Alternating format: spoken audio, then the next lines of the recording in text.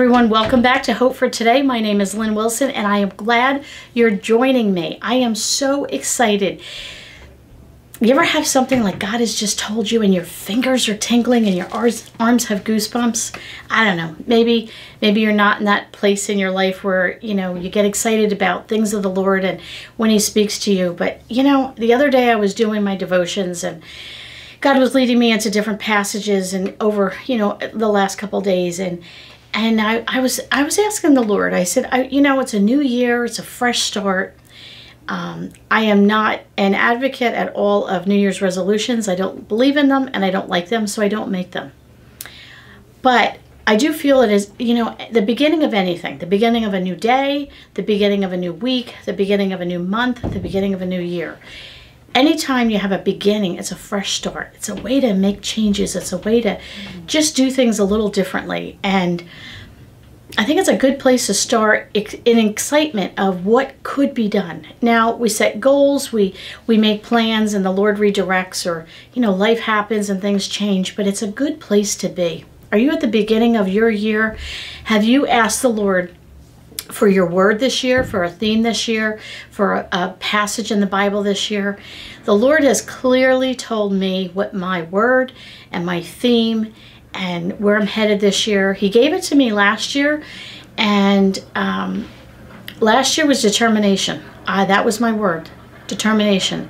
And I just kept hearing the Lord say to me, you're going to get through 22 with small successes. Nothing wow, no big, whoa, we did this and this.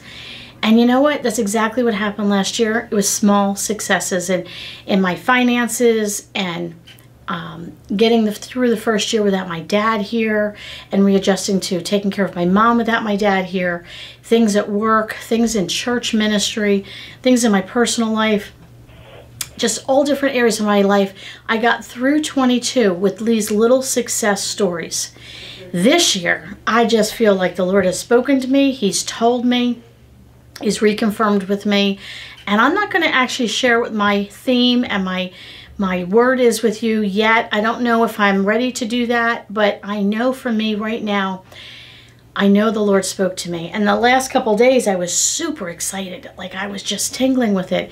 And then yesterday, late afternoon, I kind of bottomed. You ever get like that? Your emotions and you're just like, oh. And I was driving today and I ran out to get a cup of coffee before work. And I was just feeling, I don't know, empty or blue. I don't know what the right word is, but I just bottomed out emotionally. And I was driving back to work after I stopped to get the coffee, and I said, you know what, Lord? I know what you told me. I know it, and I've claimed it, and I have no doubt what you told me. And I said, I'm going to recognize that this very moment is exactly that. It's a moment in time, and this too shall pass. But I'm still going to claim what I know you've told me that this year is all about. And it was a good reminder for me, and I think for you, to know that as we go through, we're going to be in the book of Genesis. We're going right back to the beginning. We're going in Genesis, and we're going to be in chapter 6.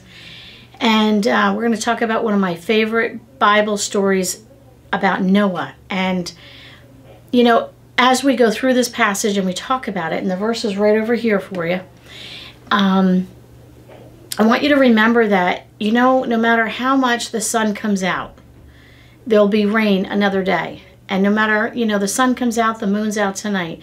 And there's days that are going to be cloudy and dismal and gray and dark and rainy and cold and wintry. Or it'll be, in the summer and there might be whatever, it's not the perfect day and the sun's not shining the way you want. But another day, the sun will be out. But the good thing I can tell you is that God is always on the throne. Let me read this verse to you. I want to pull this down and we're going to read this passage together. So if you have your Bibles or if you want to refer back to it, we're going to be in Genesis 6, verses 13 through 17.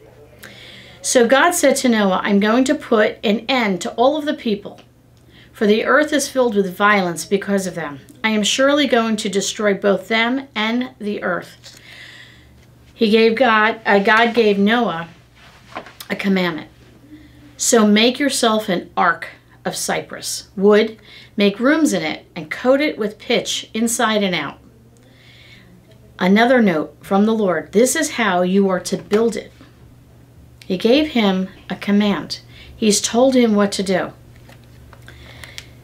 The ark is to be 300 cubits long, 50 cubits wide, and 30 cubits high. Make a roof in it, leaving below the roof an opening 1 cubit high all around. Put in a door in the side of the ark and make lower, middle, and upper decks. The Lord was very precise.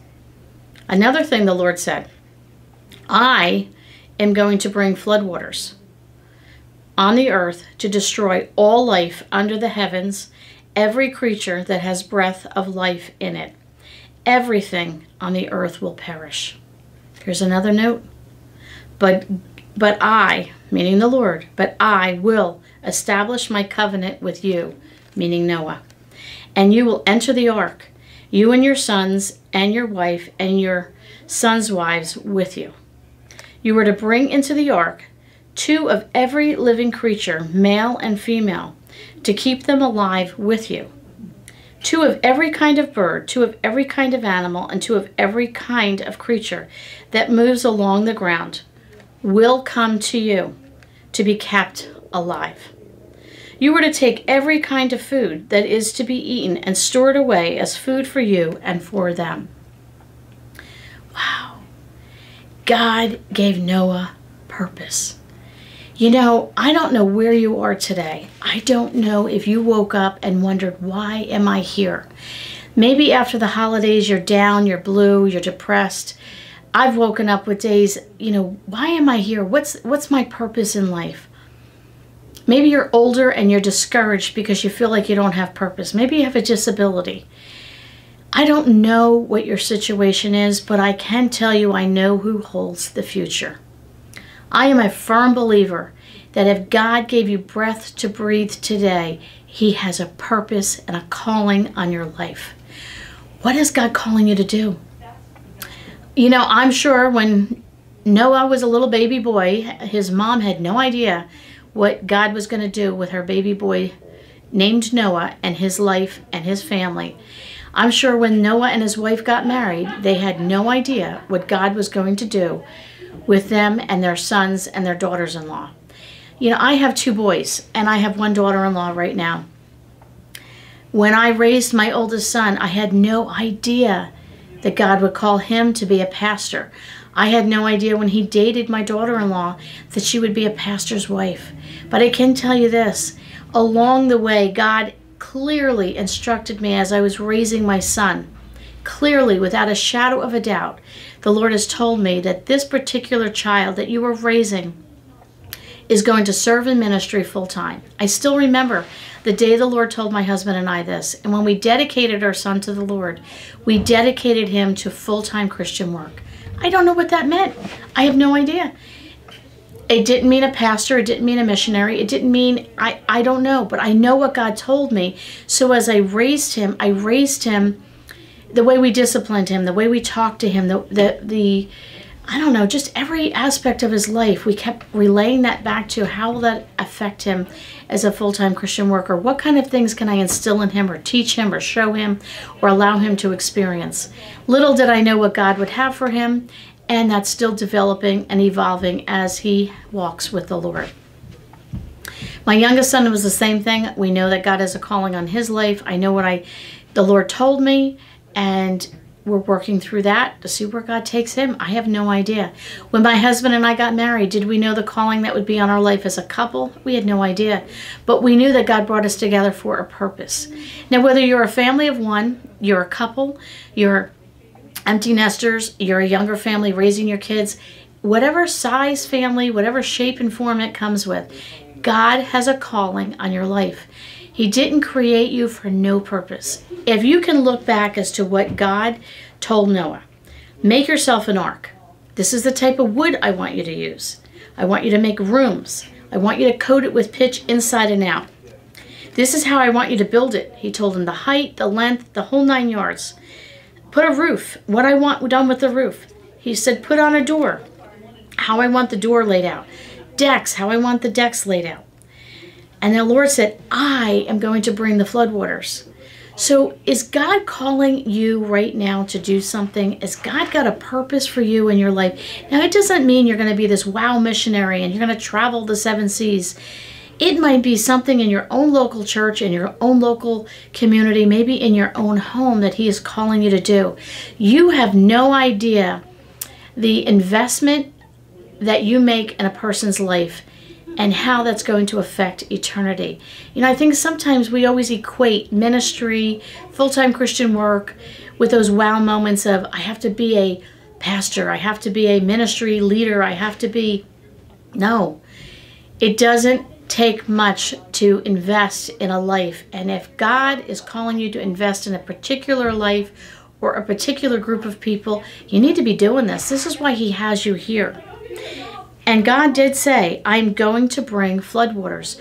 So God is telling Noah, hey, by the way, I need you to do this, and this is how I want you to do it. This, and this, exactly, you do what I tell you to do, because I am bringing floodwaters. And he says, I'm going to destroy everything. How many times have we been called to do something, and you know, God has told you to do this, this, and this, and you're scratching your head going, but you're going to do what? Like, you just know what God has told you to do. Have you been there? Have you had such an intimate relationship with the Lord? And if you haven't, I want to challenge you to do that. Because he might be telling you to build your own ark. What's he telling you? This is how I want you to build it. This is how I want you to do it. And you're just scratching your head going, it doesn't quite make sense. You're going to bring floodwaters, and you want to do what? And you want to destroy, and you want to rebuild, and you know what? You do what God has told you to do, because his plan is perfect. And, you know, I don't know how many times I have said, but Lord, wait a minute. You want me to move where? You want me to start a new job where? Wait a minute. Time out here. Because... let me put this down for a moment. I'm getting so excited. I'm talking with my hands. I don't know how many times I've known that God has told me something, and I've sat back and went, wait a minute, from my perspective, from the little world that I live in, there's no way this can happen. There's absolutely no way. It's impossible. Yes, but all things are possible with God. You know, if Noah looked at the Lord and said, excuse me, wait a minute. Floodwaters? What are you talking about? Destroy the earth? I don't think so. All these people? No way. All the animals, the vegetation, you're going to bring floodwaters, you're going to destroy everything you created? I don't think so. You want me to build it how? No, I think it should be this size. You want me to use that wood? I think I should use that wood. We're not here to negotiate with the Lord. Now, we can come before the Lord in prayer and say, this is what you're telling me, I think. I'm a little uneasy, I'm a little unsettled. Could you reconfirm it? I always say, can you send me a postcard so I can truly understand that you're calling me to do this? Lord, shut the door, open the window, the whole 9 yards. There's nothing wrong with you coming to the Lord with questions to know for sure that you know he's calling you in that direction, because you don't want to make a mistake. But questioning the Lord once he's told you, like, Lord, are you sure you know what you're doing? No way. And God specifically told Noah what to build, how to build it, when to build it, what wood to use, everything down to the detail of the size. I mean, the total details, everything. Like, it was so precise. As God does, things are done decently and in order with a purpose to perfection. And God wants perfection in your life. He has a calling on your life to do something. I don't know what it is. I have no idea. And again, don't equate a calling or a task or something like that with this big title of somebody's, position that they're in. This is you and the Lord. Lord, what do you want me to do? I know you've got something for me. I have questioned the Lord in the sense of, maybe he wants us to move somewhere, let's say. And I'm like, but there's no money, or there's no time, or there's no opportunity, or whatever. You look at it from your perspective, from the human's point of view. And then it's a matter of like, okay, Lord, if you want me there, you'll have to provide the funds, the means, the time, maybe transportation, maybe housing, maybe I don't even know what, maybe education. Lord, you need to provide this. Do you not think he already knows that? We forget God is all-knowing. God is already in the future. He's in your future. He's in my future. And He's in the solutions. You know, it's so easy for me to tell you this right now, and then something will happen and I'll be, you know, that feeling of uncertainty, unsettled, frightened, fearful, anxious, doubting, confusion, fear, all the rest. I'm just no different than you.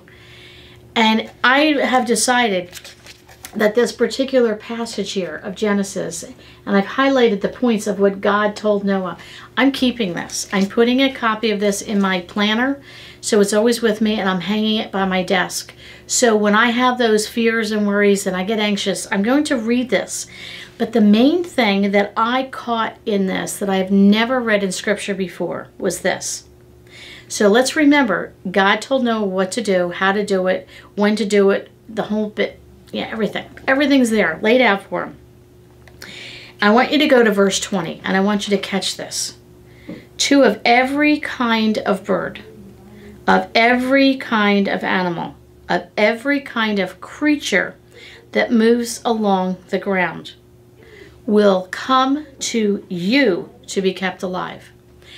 You know, we look at these corny little pictures of Noah's Ark. You know, we do our kids' nursery, and it's this cartoon, and the kangaroo's hanging out here, and the giraffe is there, and, you know, all these, you know, cartoonish animals. And that's not Noah's Ark. It was a serious matter. I mean, the Lord shut the door, and that was it. And, you know, there's a song that says, "The earth moved under my feet." Can you imagine when the Lord shut the door? And all these people that laughed at Noah, "You're so silly. You think you know what you're talking about? You're God. There's no such thing as your God." How many people have laughed at you when you've known God has called you to do something and they've laughed at you? Maybe your own family has laughed. We saw, if any of you have ever been to Sight and Sound, and we took our oldest when he was very young, probably 8, 10 years old, to see Noah's Ark. And I remember on the stage, you could hear the raindrops. It was dead silence, and you could hear the raindrops starting to come. And it was eerie, and you looked around. And then all of a sudden, on this boat that's on the stage, but you were so, you know, captivated by this, the door slammed shut, and Noah's family was in the boat, and the rain still started to come. And my son said, "Mom," oh, I get choked up thinking about it, "is this what heaven is going to be like when God shuts the door?" And all those people started screaming and wailing, and the floodwaters came, and they were crying and screaming, "Let me in, let me in." Now, it was a dramatic play of Noah, but think about this. You know, if you did a scientific study of Noah, volcanoes had to erupt, earthquakes had to happen, floods had to happen. The land, had killed every single thing. The entire earth was covered in water. What God had to do, the power behind this flood, was not just like it just rained a little bit. You know, we see a little boat floating in the water. No, there was power. There was God's power poured out on this earth. God destroyed everything. His power. Can you imagine? Like, if you really sit and think about what that flood was like, the intensity of it. But Noah was safe because he did what God told him to do. He went where God told him to go. And the next time God tells you to do something, you said, "But wait, how am I going to do this?" How did Noah go all over the earth? You know, it's kind of like Santa Claus. How does he get everywhere? Well, how did Noah go all over the earth and get 2 of every bird and animal and creature that roams the earth? Did he go? And no. Listen to what it said in verse 20. Every kind of creature, bird, animal that moves along the ground will come to you to be kept alive. You know what? God had it planned. Somehow, in God's power and miraculous way, he had like a homing pigeon. They knew they needed to come to the ark. Noah didn't have to worry about it, just like you. If God has called you to do something, if God has called me to do something, he will bring it to you. He will provide you with what you need and equip you with what you need to do what you were commissioned and called to do. I don't know what this new year is going to bring. I just know it's a fresh new year, and I'm telling you, you know, my own prophetic feelings of how and what the Lord's going to do this year, I am excited that God is at work. I know He's at work.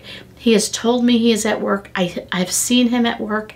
I know that He's doing something unique, fantastic, and special this year. I don't know what all that will mean, but I can tell you this. He's already told me, and He's given me my word. He's given me my verse. He's given me my theme, and I have claimed it, and I'm sticking to it for the rest of the year because I know what He has told me. Don't know exactly what He's calling me to do. I work full-time in ministry. I'm involved in my church on a regular basis. I have this podcast. I speak on other platforms. That's what I know right now. What else is He going to have me do? I don't know. But I can feel it in my fingertips that there's something new and different He wants me to do. And if I get all that, and He's going to tell me how to build it. He's going to tell me the size to make it. He's going to tell me the tools to use. And He will bring to me what needs to be brought to me in order to complete the job and the task He has commissioned me to do. Just as He commissioned Noah to do a job, He brought the animals to Noah. Key verse there. Go back and read that. And remember, God will bring it to you. You are not to worry about these things at all. You are to commit them back to the Lord and wait with excitement to see what He is going to do in your life. There is hope for today. There's hope for tomorrow. And I want you to be excited and start this year off fresh with excitement and go back and read Genesis 6, 13 through 17 and read it. Actually, 13 through 21 and read verse 20. Just read it and chew it up and eat it and digest it and claim it. Thanks so much for coming over today, and I look forward to chatting with you next week, same time, same place. We'll connect then. Hope you have a great week.